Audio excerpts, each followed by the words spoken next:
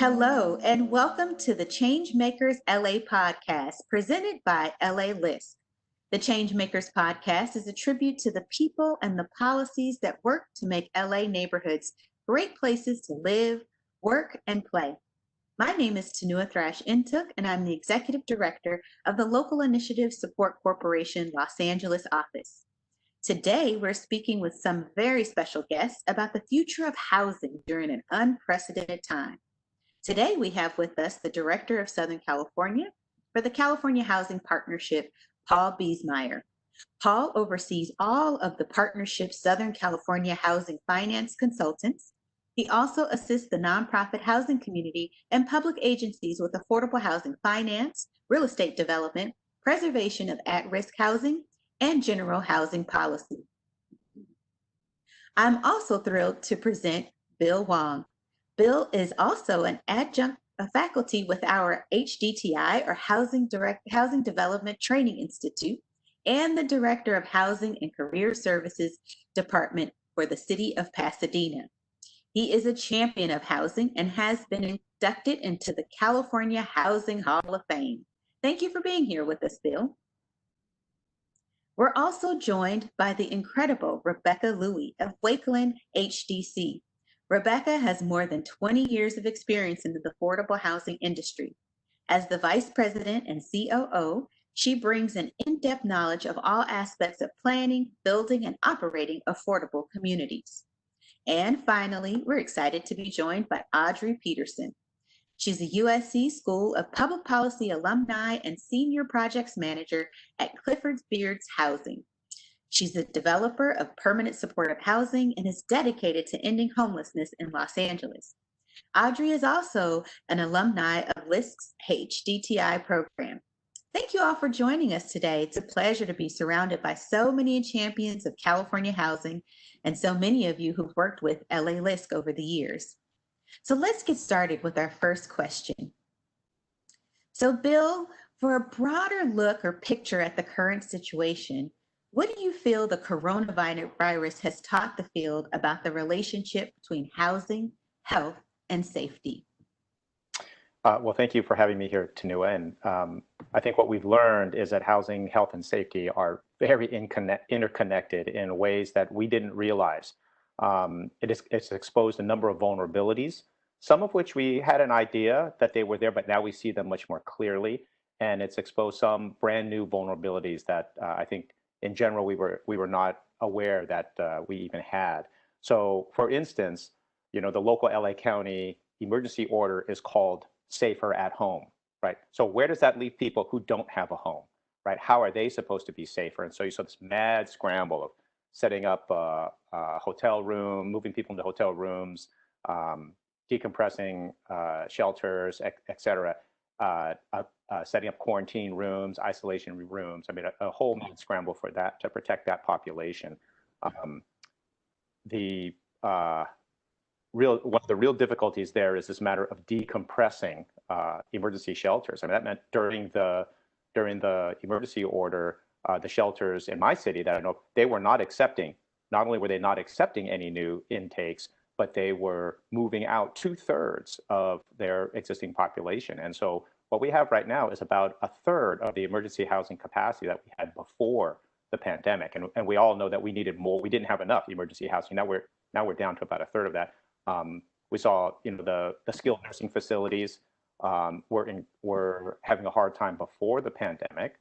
And afterwards, now they're just in crisis mode with a really horrific spread rates and death rates because of COVID in their facilities. And then low-income renters, right? There's a number of rent eviction moratoriums that were set up that give folks time to not pay rent and then time to pay back rent later. But we know lots of people are not going to be able to pay that back rent. So there's an issue there. And then lastly, I would just say, we've been getting a lot of one-time funding sources at, for instance, the state level because of budget surpluses. Well, those budget surpluses aren't going to be there. And so we're going to be looking at more constricted resources in the future. Yeah, I mean, thanks for sharing that, Bill. The connection is very clear. We can't have healthy and safe communities if we don't have housing. and the resources for an industry that was already constrained will be that much more intense. Rebecca, how do you see the coronavirus, after having sheltered in place and the safer at home and what some would call a lockdown, how do you see that affecting the already rising and increased demand for affordable housing? Are we seeing those aspects in terms of the side effects right now?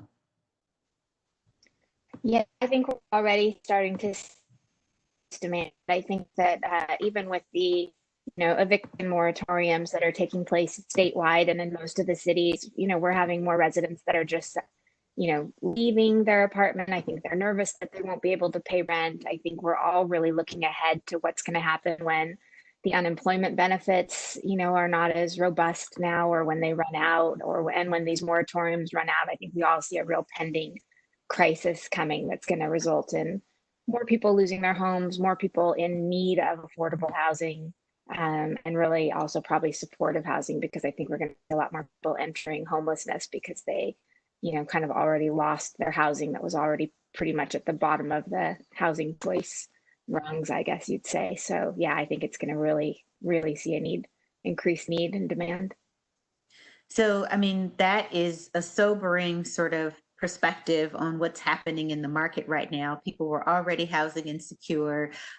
People have a hard, because of the shelter in place, people are not able to work, and the public resources that may have been able to help people over the last few months will really start to dry up and go away. So that means we've got to keep pace with the affordable housing development that we're trying to do and stay on track. Audrey, Clifford Beers has remarkably been able to keep housing development on track. How have your projects had to adapt to this crisis and what's happening right now? And do you have any insights that you can share with other developers as we try and continue to operate and move forward, given that there are new health and safety concerns? And Audrey, you were telling me you've got a new title as well. Yes, yeah, recently. It's been about 3 months now, I think. So in March, I moved into a housing director role. Congratulations. Thank you. Yeah. So that means that we're expecting you to keep up with this housing development. How's that going? Let's get some more units out there. Yeah, absolutely. And I think when we look at our projects in development right now, the biggest thing is how we communicate with our teams, right, with our general contractor, as well as from our general contractor to all the subcontractors. The jurisdictions have been very clear in making policy for us to follow, right? Socially distanced crews, additional sanitizing stations, signage at all of the entrances for job sites. But it's also just on the human level, you want to be in contact with your crews, weekly, if not daily, right?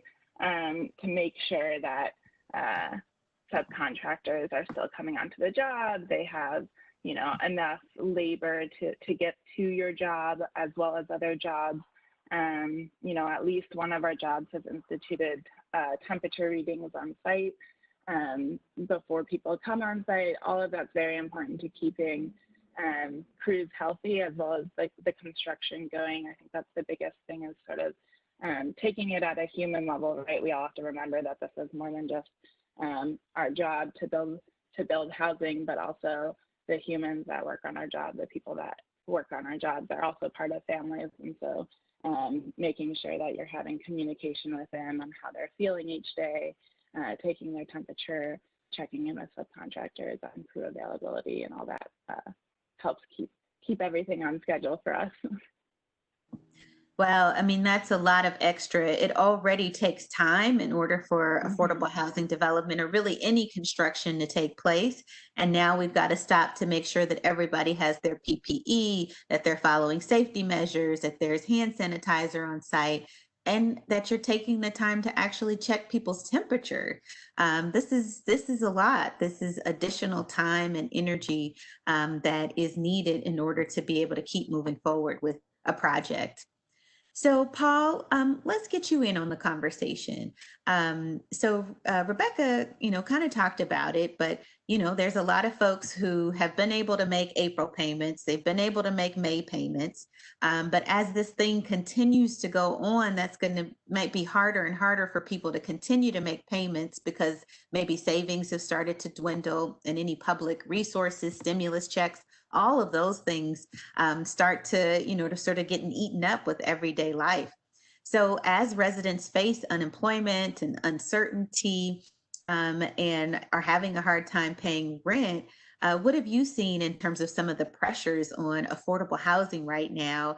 And as a mentor to developers, what insights can you provide to help folks cope with their portfolios and how to handle this? Sure. Thank you, Tanua. I would say that right now, being in in mid-June with a couple months of rent receipts behind us, we're in an anticipation phase. Not necessarily, we're not in the midst of crisis, at least with respect to rent receipts, but we're anticipating it because, as you said, people have been receiving their enhanced unemployment checks and so on. Some low-income tenants are probably also beneficiaries of PPE loans to employers that's keeping them employed for now. But those things will run out. Congress doesn't seem to have an appetite to do more. And so we are anticipating that although rent receipts have had minor hiccups, but have been fairly consistent for April and May, that we're going to start to see impacts at the property level. So then that begs the big question, well, what do we do?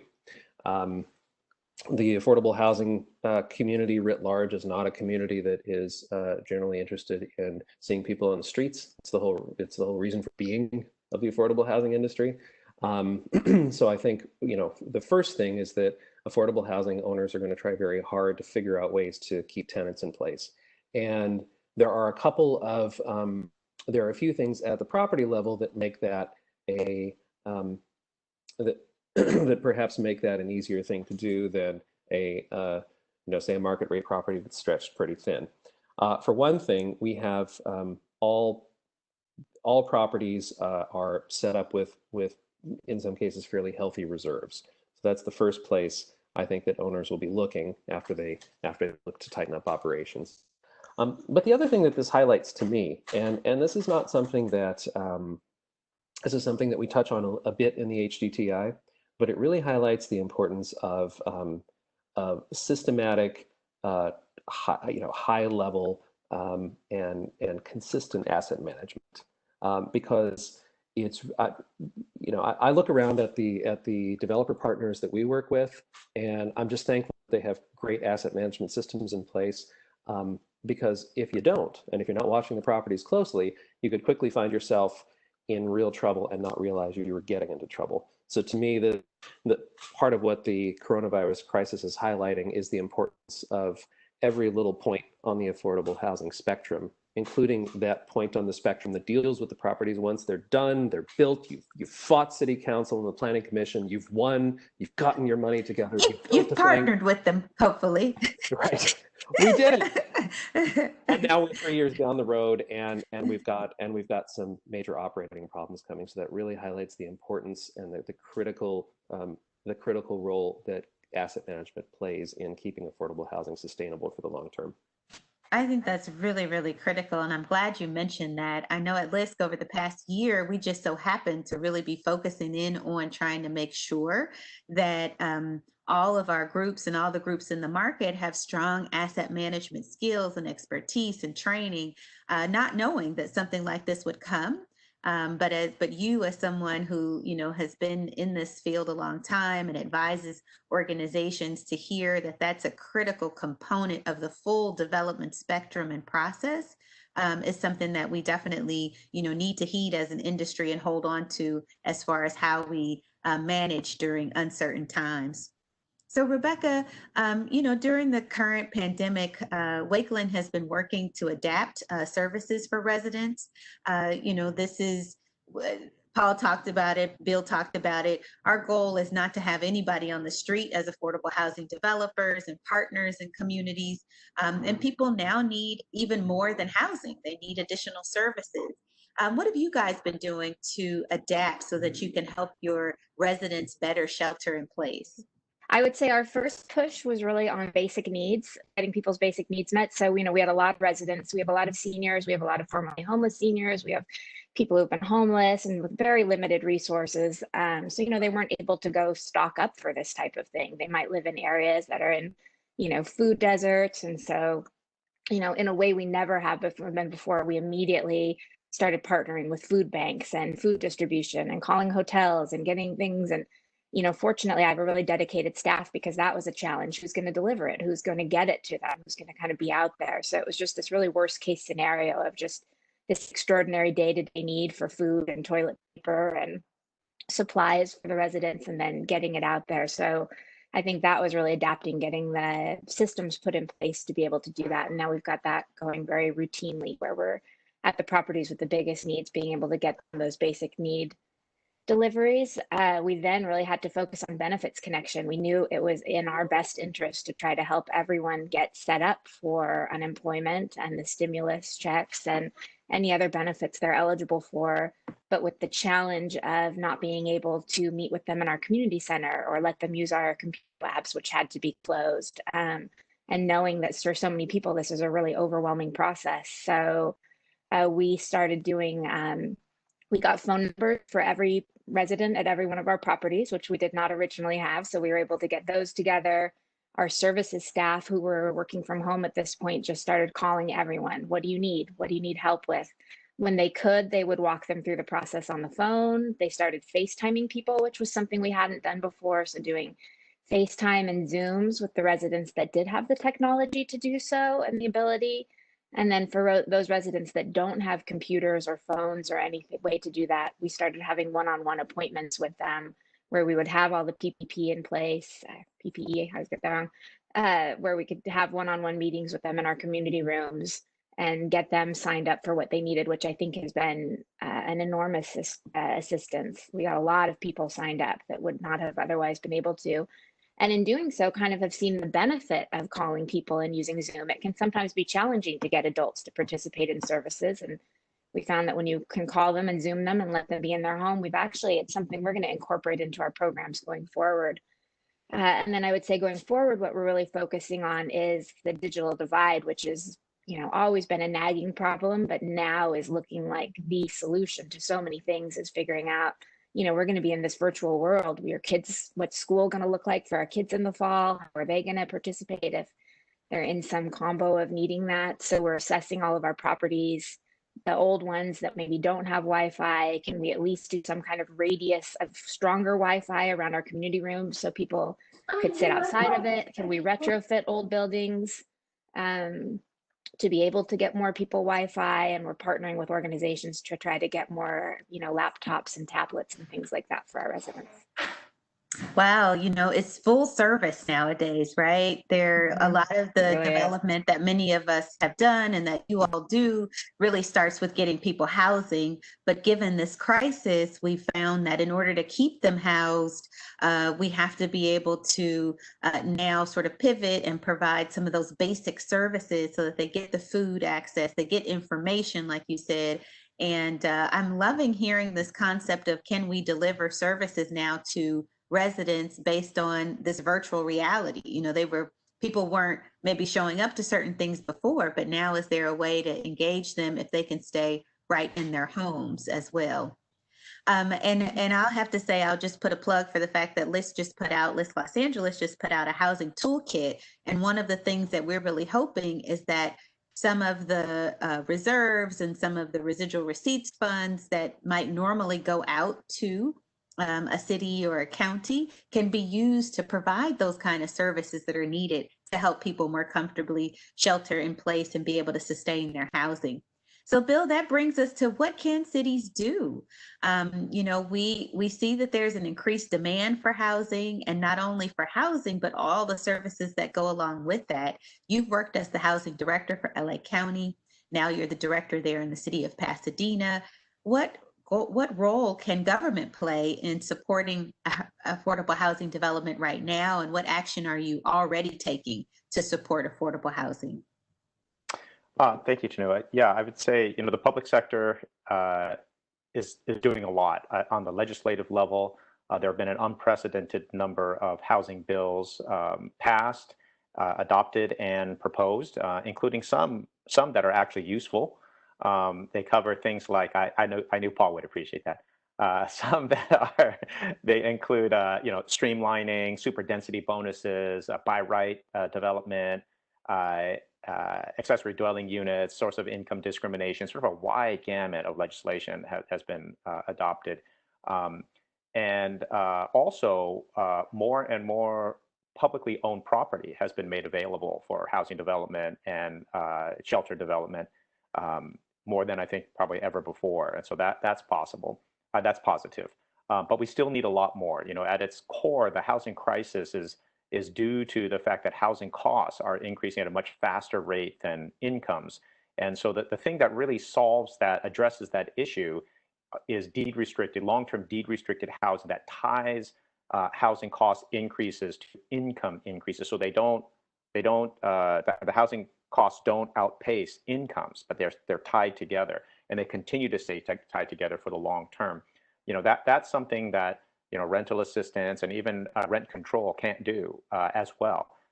Really deed restricted affordable housing is what we really need. And I think we need tremendous amounts of it. And so from a public sector perspective, there's three things that we can do.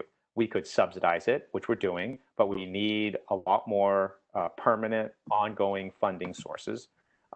We also can incentivize it, and you've seen this with super density bonuses, property tax waivers, fee waivers, things like that. But I think it needs to be expanded so that it's not just attractive to the traditional affordable housing developer, but that they're meaningful to private developers so that they also will join in and produce more affordable housing, like the state density bonus is an example of an incentive. But I think it can be, things like that could be much stronger to incentivize developers to want to produce voluntarily affordable housing.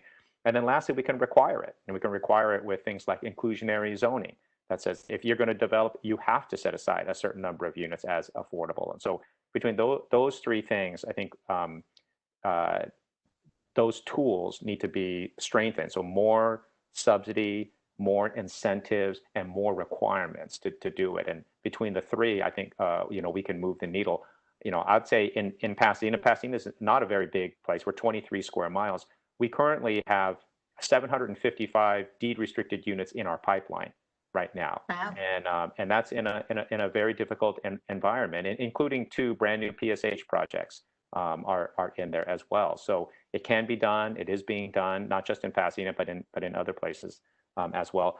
And then I think we also need to look at, finding ways where we can take advantage of acquiring existing sort of the naturally occurring affordable housing, the NOAA properties.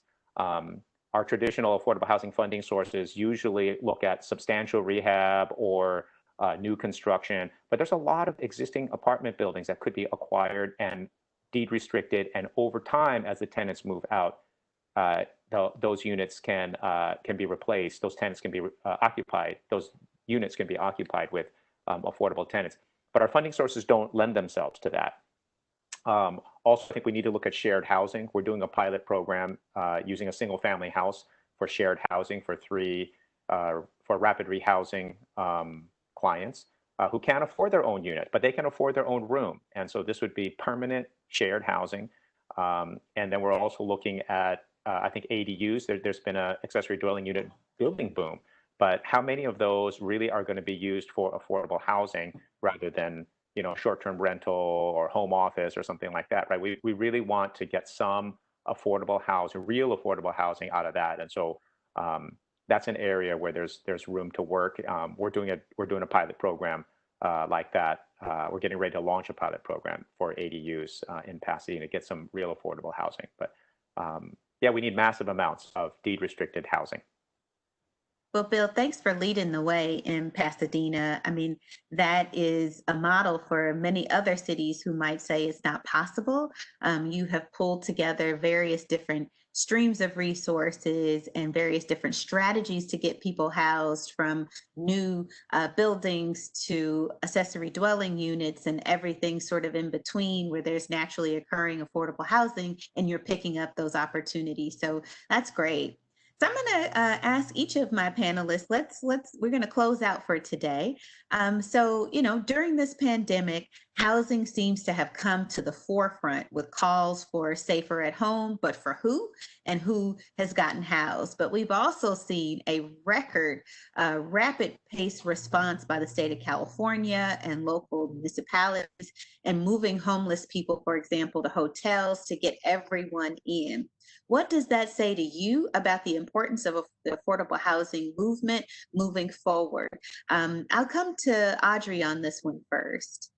Sure, I think it's essential. I mean, Bill mentioned the increased housing cost without incomes increasing, and I think that points to the larger, affordability crisis in Los Angeles, and I almost want to say nationwide, in urban areas, particularly because we talk about the homelessness crisis, but that's really just the tip of the iceberg, right? There's a much larger discussion about affordabilities and housing affordability and how we secure housing for families and for households, and what that means to communities, right? If someone's worried about losing housing, they're much less likely to get involved in that community. And so when we talk about, housing people, we're talking about investing in communities as well. And I think that that's really the larger picture that makes affordable housing and sort of housing security that essential need. Great. Paul, what do you think this is saying about the future of affordable housing? Thanks, Tanua. I've been doing this work since Bill first hired me in 1990 something as a LISC AmeriCorps intern. And there's been a crisis the whole time. People have used the word housing crisis for all the 25-ish years that I've been involved in affordable housing. But what I've seen for the last couple of years is that it's not just the housers who are using that word anymore. It's made its way into media mainstream. It's made its into larger policy circles, which is gratifying. But that also means that it's gotten bad enough that it's moved beyond the circle of the true. And something has to be really bad to start to change hearts and minds for those outside of a given sector, in this case, affordable housing. And I think what I think over the coming months, next 2 or 3 months, I think we're going to start to see the importance, unfortunately, played out in real time of housing stability. Because I think a lot of people, despite best efforts of local government, are going to experience real housing instability. And so we're going to see this. It's not just going to be the mentally ill homeless people in Skid Row, for example, who most people going about their daily lives don't see, unfortunately. But it's going to be people who had employment and were fine, but didn't have a large cushion to fall back on, and now will suddenly not be. And so I think the next few months are going to just continue to highlight the importance of the work that we're doing, the importance of the work that has been happening at the state level in the legislature, and I'm hopeful that we'll continue to see, despite the budget picture for the state, I'm hopeful that we'll continue to see meaningful legislation and meaningful actions, not just little improvements around the margins to make affordable housing possible. Great. Yeah, it's not just a crisis that only the believers. I love that those who've been doing affordable housing development for the last several decades, but a lot of the public is now aware and the media has picked up on it. Rebecca, what do you think it means? I think it's really played up that we all continuously need to be asking the question, what do we do to keep people housed? When Wakeland first got into supportive housing and started, that really teaches you to ask that question, where you look at the tenant and say, okay, how are we all working together to keep this person in their home? Are we, the service provider, is everyone coming together to keep this person, help them overcome their challenges that they may be facing, and working together? And we then kind of took that philosophy and said, well, why aren't we asking this at our family projects? Why aren't we asking this everywhere, we should always be doing every single thing we can do to keep someone in their home, because once they lose that housing, once they are out of that stability, it is going to be so hard to get them back in. And I think that's really what we're going to see. And so I hope we're able to ask that same question of people that are not in affordable housing, and that we can, look at it in affordable housing going forward. I've been obviously, really thing that's jumped out is how stable our vouchered properties are. Those are the properties I don't have to worry about, because I'm going to get that payment regardless of what the tenant situation is. And, if my whole portfolio is vouchered, we'd be fine and our tenants would be fine. It's a fantastic way to do affordable housing. So that's something that's really stood out to me. Mm-hmm. Yep. Bill, is there anything you want to say in closing? I would just say I think we yet again need to adjust and fine tune and laser focus our efforts and our resources. I know in Pasadena we're looking at beefing up homeless prevention and rapid rehousing. We and LA County, both saw 20% increases in older homeless individuals in 1 year, 20% increase. We have to get, and these are folks who are most vulnerable to dying from COVID. And so we have to get the seniors off the streets. We have to figure out how to get them housed. So it's, refocusing, shuffling around resources. There's never enough resources for everybody. But we just need to keep working and doing the best we can. And hopefully better legislation will come down the line, more resources will come down the line. But the housers, the true believers, have always been really creative and out of necessity. And here we go again. Great. Well, thank you all. I mean, essentially, this was a very broad conversation about the intersection between housing, health, and safety. We're looking at the impacts of what the shelter in place means and how we've been able to move a lot of people into motels, but for a number of low-income residents that are in their housing right now and the housing that many of us have developed, we've had to make sure that they have basic needs that are being met in order to be able to keep them in their housing circumstance. But in spite of that, and the fact that we're in a pandemic, we're still building, and we're still trying to build in a way that's safe and secure and allows the construction workers and those who are around sites to be able to remain safe. And that doesn't mean we take our foot off of the gas in making sure that we continue to accelerate innovative ways to try and keep and get people housed for the long term. I want to thank all of you for joining me today, and it was great and a pleasure to hear your insights on how we can better adapt to this changing future and to this really ongoing crisis. As we end this podcast today, I'm excited to announce the release of a new housing toolkit for local governments offered by LISC LA. Check out our website. Hopefully this will assist you and your partners in looking at responding to the current changes and challenges that we're facing in this current pandemic. We'd also like to encourage you to register for the next LISC Housing Development Training Institute, sponsored by Union Bank, MUFG, that will open in late June. The applications will open in late June. We hope to see many developers join us for more insight so that they can be able to hear from veterans in the field like Paul and Bill, who are on the line here. And you might even have a chance to hear from Audrey or Rebecca, who might stop by as well as part of the program. With that, we'd like to thank you for joining us today. This episode of Changemakers LA was made possible by our partner, MUFG Union Bank. If you'd like to learn more about how we provide capital support for innovative housing at LISC LA, please visit us online at www.lisc.org. That's www.lisc.org/Los Angeles. And follow us on Twitter at LISC_LA. You can find the rest of the recent series on iTunes, Spotify, and Google Podcasts, or wherever you get your podcasts. Subscribe to hear more conversations about the people and places that shape Los Angeles.